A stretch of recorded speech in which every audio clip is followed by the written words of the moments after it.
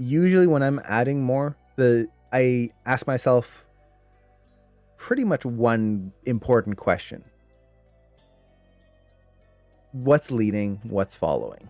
Mm-hmm. So it's really what the technical term is, you're favoring a pose. So for example, if I'm going to kind of lunge over to the side, maybe I start here and my elbow is going to kick out that way. You've got pose A, pose B. As I'm doing that, my breakdown, instead of just being right in the middle, I want to favor one side more than the other.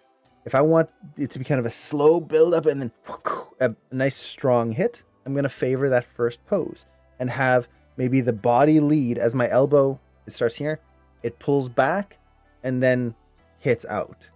So I'm favoring that first pose, putting my pose a little closer to that. That's in terms of spacing.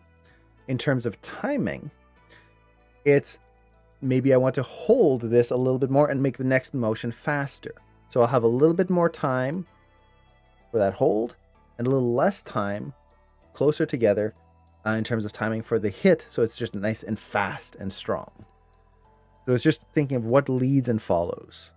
And in that sense, when you are building, pardon me, when you are building your animation, you'll have your key poses. So you'll have, let's say, a punch, starting pose here, trying to get myself framed up on camera, starting pose here, end pose, bam. Yeah.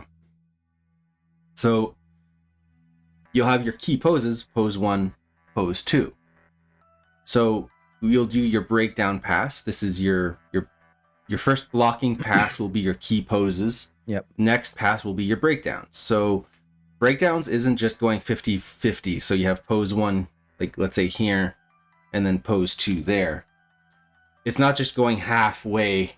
That's not a breakdown. That's a breakdown is not just do it. 50-50 between the poses. That's called just tweened animation. That's just Maya doing it for you. A breakdown is breaking down the action. Like Bo said, what is leading and what is following. So if I'm describing the action. Yeah, when I'm in this pose, and I apologize for the poor we'll go composition of this there pose. Now you've got room. Yeah, there you go. Now I can compose my and I'm pose just a a little ghostly better. voice in the background. Yes, and I have to do this with a lag, so I apologize. My video is lagged behind. So if I'm in this pose and I'm doing a punch, it's not just going to be a 50-50, so pose 1, pose 2, pose 3. That's bad animation. That's just Maya doing it for you. You want to break down the motion. So what is my breakdown from here to my punch? My breakdown might be my shoulder coming first. I'm kind of coming down as I'm bringing this arm forward to punch, and I'm driving my shoulder and my hips first. So that'll be the breakdown right there. And then the next one, maybe pull back here. So the first one is my leading shoulder comes forward, and then the next breakdown might be my other shoulder swinging back to add that extra momentum in that hit. So it's not just this, it's 1, 2, 3, and that will give you that boom feeling. It'll help push that animation.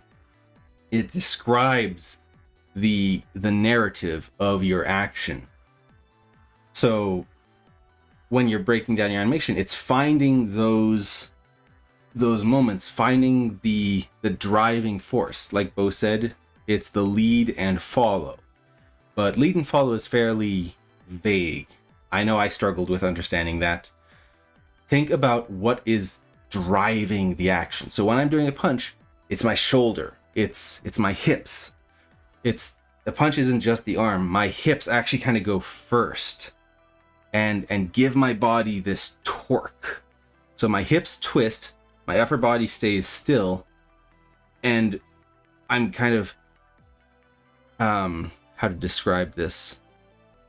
It's like twisting something and then letting go, and it releases like a rubber band.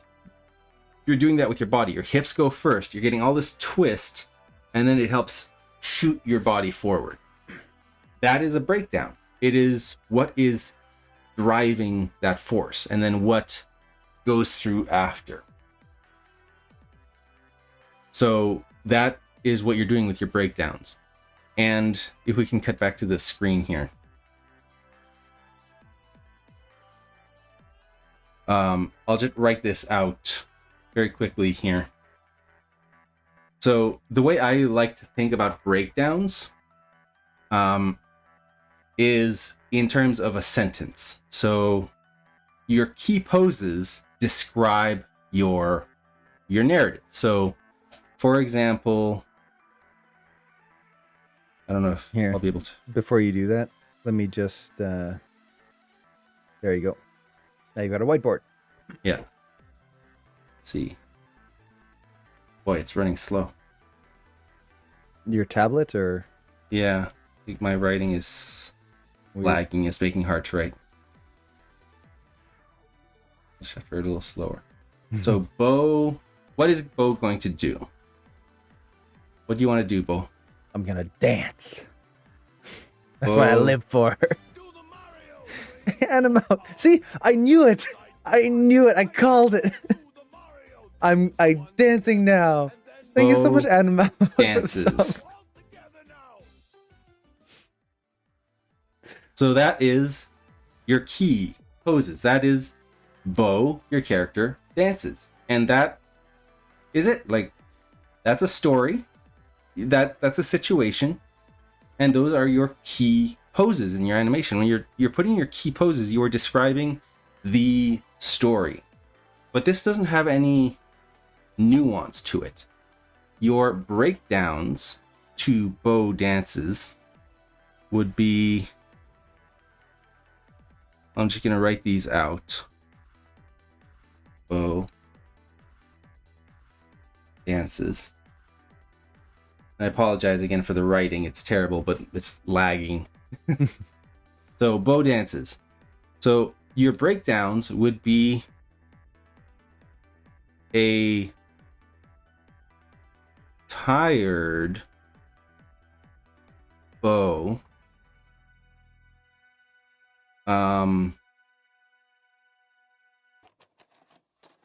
eagerly. This is describing too closely to what I normally do. The tired Bo eagerly dances to Mario music.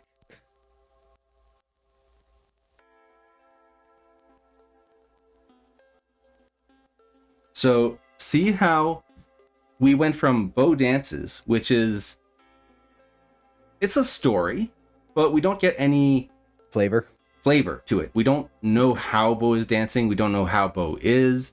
We don't know what he's dancing to. Is he doing like rocker music? Is he doing classical dancing? Is he doing country like line dancing? Who knows?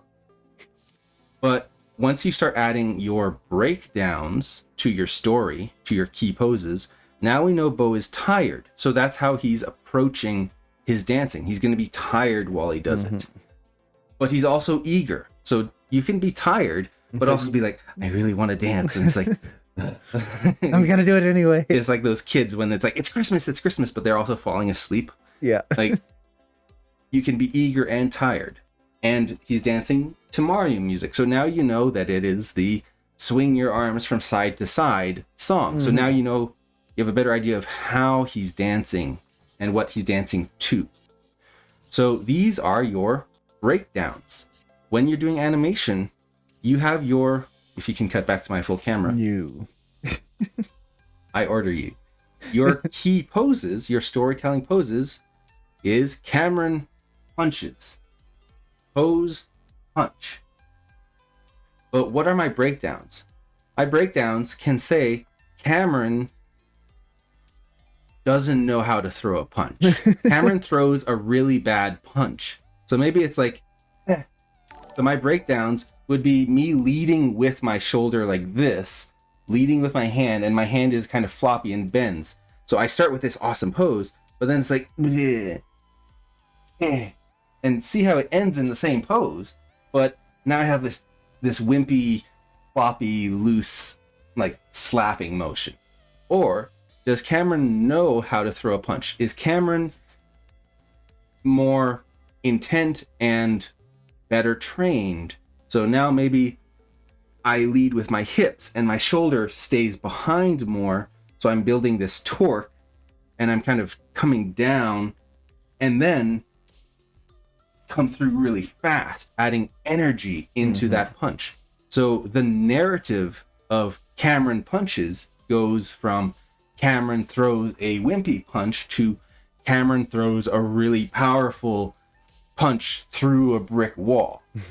So that is breakdowns. Breakdowns is They're the bits that adjectives.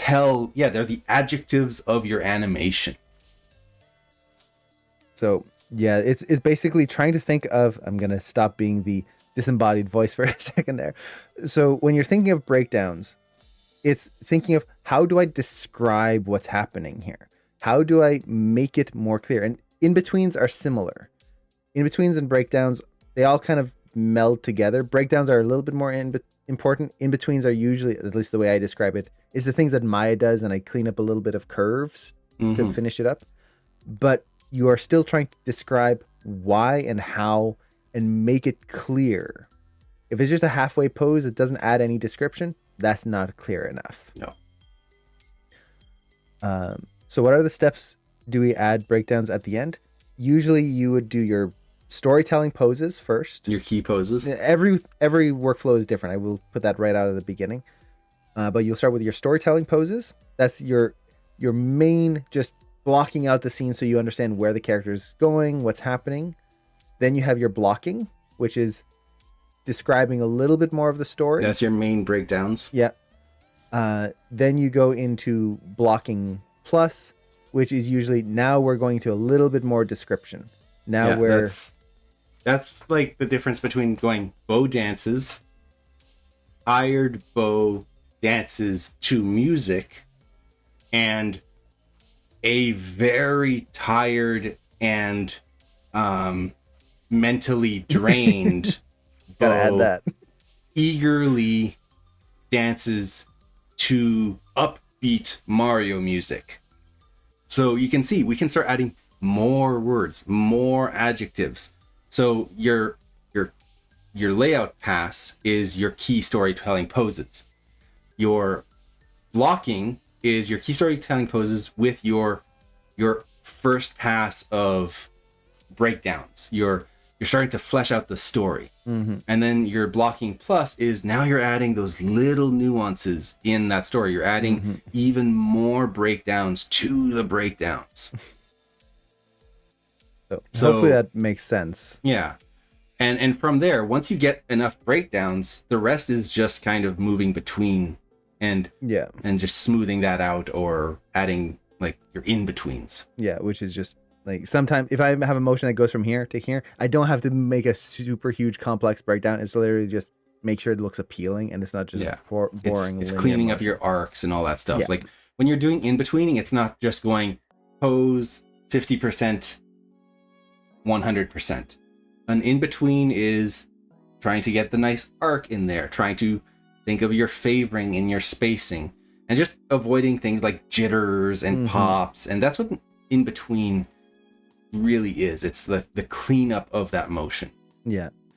And there's another question here. What would you call the passing between the up and down poses a breakdown? I would consider that a key pose. Yeah. And honestly, the description is very loose. You could consider it a breakdown. Yeah. Honestly, you can. There's nothing wrong with that. It just depends on your workflow and how you're approaching your animation. For walks, I consider a key pose because it's a key moment that I need to hit right from the start to make the walk read correctly. Because you can't have a walk that is just down pose, up pose, down pose, up pose. Like those are your two important ones, your contact and your passing. You can just have bump, bump, bump, bump. Kind of like an old video game. You have the two poses. Yeah. That is the bare minimum of a walk. But if you're doing an animation where you want to sell the walk, what really helps to describe the walk better is to treat the contact, the down, the passing, the up, and the next contact as your main poses for the walk. Mm-hmm. And again, like Bo said, they can be considered Yep. breakdowns. Like those are the breakdowns of your contact and your passing. But they are also important. So there's no like solid delineated, these are always contact, or these are always keys, these are always breakdowns. Keys can be breakdowns can be keys. Mm-hmm. It really depends on your workflow, how much detail you want to put in at the beginning, and what the important areas are. Yeah. Like if your character is doing a walk, but let's say they're walking and they step into a manhole. Or no, let's say, because that would just be the contact. Let's say they're walking and at some point a cannonball hits them in the back. Let's go really extreme. So the key pose might be halfway between a contact or like the down and the passing. They go into their down and they're doing the passing and then boom, hit in the back by a cannonball. So that key pose where they get hit is going to be very important, but it's in the middle of two other poses. So your key poses and where they happen all depend on the story you are telling.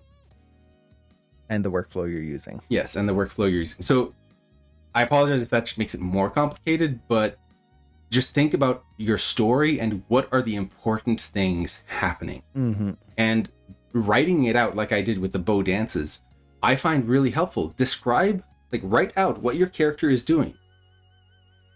Aya picks up newspaper. So when you're telling a story, Aya picks up newspaper, you need to sell Aya standing there picking up newspaper. Or Aya walks, or Aya steps outdoor, picks up newspaper. Like, describe the actions she is doing. So now you know she needs to step out a door, pick up a newspaper, and stand back up. Those will be your key poses, because that is the bare minimum of what you need to describe your story. Anything past that, how she does it. Does she put her hand on her hip? Like, maybe she has a bad back. Aya, with a bad back, steps out the door painfully and shuffles. You can also change your words. So she doesn't walk. Maybe she shuffles to the newspaper and agonizingly bends over to pick up the Sunday edition newspaper. So now you know it's Big, even heavy heavier. one. Yeah. So don't be afraid to change up your original keywords to help better describe your story. But see how you can take an animation and you can kind of reverse engineer it back into a sentence. Mm-hmm. So that you can have a better idea of where those key poses and where those important storytelling elements will be. Yeah. So hopefully that answers your question. Yes. A long answer, but Sorry, that was a very long answer, but I hope it helps.